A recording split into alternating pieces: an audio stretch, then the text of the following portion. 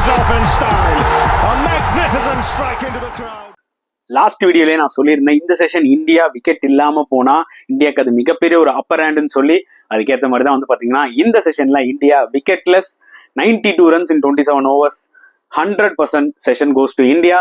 So செம comeback தான் சொல்ல முடியும். ஏன்னா ஃபர்ஸ்ட் செஷன்ல 33 for 3ல இருந்து இப்போ 185 for 3, கிட்டத்தட்ட partnership 152 runs from Rohit and Jadeja. Hats off to them. Because நல்ல விக்கெட்டுங்க. இனிஷியலா நான் அதான் அந்த வீடியோல சொன்ன மாதிரி, இனிஷியலா அந்த ஒரு 30 minutes டெஃபினட்டா அந்த டைம் கொடுத்துருக்கணும்.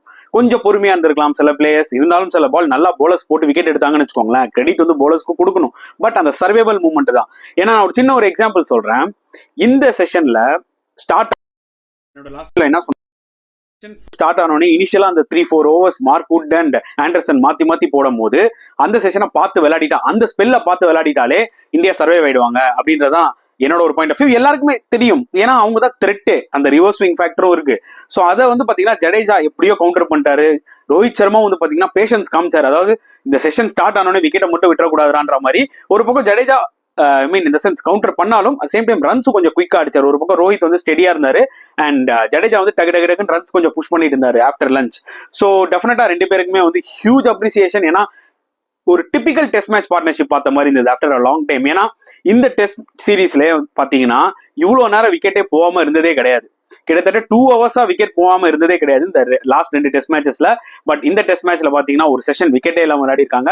ஸோ அதுக்கு சம பாராட்டுகள் ரோஹித் சர்மா அண்ட் ஜடேஜா. க்ரூஷியல் டைம்ல 33 for 3ல இருந்து இந்த மாதிரி பார்ட்னர்ஷிப்லாம் ஏன் பெருசா பேசப்படும்னா, அண்டர் கிரிட்டிக்கல் சிச்சுவேஷன்ல இருந்து டெவலப் ஆன பார்ட்னர்ஷிப். இதெல்லாம் புரிஞ்சுக்கோங்க. என்னதான் விக்கெட் வந்து இப்போ நல்லா பிளாட் ஆனாலும் கொஞ்சம் இன்னும் ஒரு விக்கெட் இந்தியா மிஸ் பண்ணியிருந்தாலும் பாத்தீங்கன்னா 2 டெபியூட்டன்ட் அண்டர் பிரஷர் ஆயிருப்பாங்க. பட் ஜடேஜாவை முன்னாடி அமைச்சது வந்து பாத்தீங்கன்னா நான் ஆல்ரெடி சொன்ன மாதிரி மாஸ்டர் ஸ்ட்ரோக் தான்.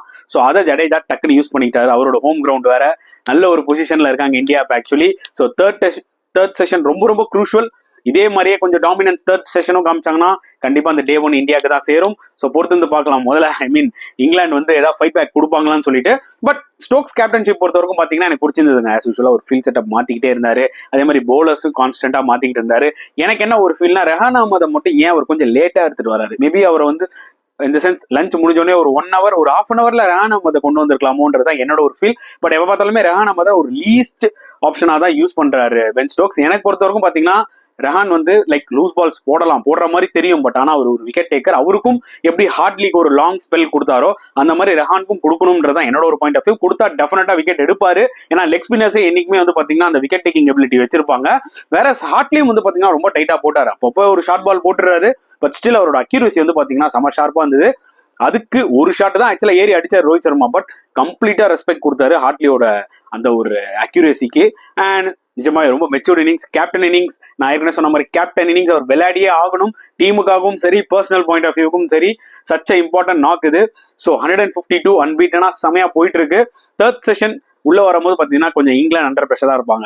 என்னதான் ஃபர்ஸ்ட் செஷன்ல இந்தியா 60 runs பார்ட்னர்ஷிப் இருந்தாலும் இங்கிலாந்து லஞ்சுக்கு அப்புறம் வரும்போது கொஞ்சம் கான்பிடென்டா தான் இருந்திருப்பாங்க. ஏன்னா என்னதான் இருந்தாலும் இந்தியா 93 for 3, இன்னும் ஒரு விக்கெட் எடுத்தோம்னா டெபியூட்டன்ட் வந்துருவாங்க. அப்படி இப்படி 120 for 5 இந்தியா வச்சிருந்தாங்கன்னா சிச்சுவேஷன் எப்படியோ மாறி இருக்கும். பட் இப்போ இந்தியா வந்து ஸ்டெடியா இருக்காங்க 185 for 3ல.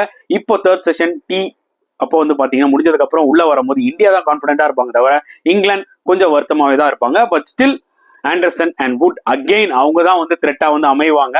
ஏன்னா ஓல்டு பால் ஒரு ஃபேக்டர் அண்ட் லாஸ்டா செகண்ட் நியூ பால் ஒரு ஃபேக்டர். ஸோ நம்ம செகண்ட் நியூ பால் போக தேவையில்ல. பட் இந்த ஓல்டு பால் இன்னும் போக போக ரிவர்ஸ் அதிகமா ஆகும். அண்ட் ஹோப்ஃபுல்லி ஜடேஜாவும் ரோஹித் சர்மாவும் செட்டான பேட்ஸ்மேன்ஸ் எவ்வளோக்கு எவ்வளோ அவங்களால அடிக்க முடியுமோ அடிச்சுட்டு போகணும். ஏன்னா புது பேட்ஸ்மேன் வந்தா எஸ் இது பிளாட் விக்கெட் தான், பட் ரிவர்ஸ் ஸ்விங்ற ஒரு ஃபேக்டருக்கு வந்து திணற வாய்ப்புகள் நிறைய இருக்கு. ஏன்னா ஆண்டர்சனும் மார்க்வுட் ஃபேன்டாஸ்டிக்கா ஆக்சுவலா போட்டிருக்காங்க இந்த மேட்ச்ல. மேபி ஆண்டர்சன் விக்கெட் எடுக்காம இருந்திருக்கலாம். பட் அவரோட லைன் லென்த் வந்து அல்டிமேட்டா இருந்துச்சு. அப்படியே ஒரு மாதிரி என்ன சொல்றது, எப்படியோ மேனேஜ் பண்ணிட்டாங்க ஆக்சுவலா ரோஹித்தும் ஜடேஜாவும் விக்கெட் விடாம. ஸோ பொறுத்து வந்து பார்க்கலாம். ஸோ உங்களோட கருத்துக்களை தாராளமா கமெண்ட் செக்ஷன்ல போடுங்க. அண்ட் நெக்ஸ்ட் செஷன்ல பார்க்கலாம் ஃப்ரெண்ட்ஸ். அண்டில் தென் பாய்.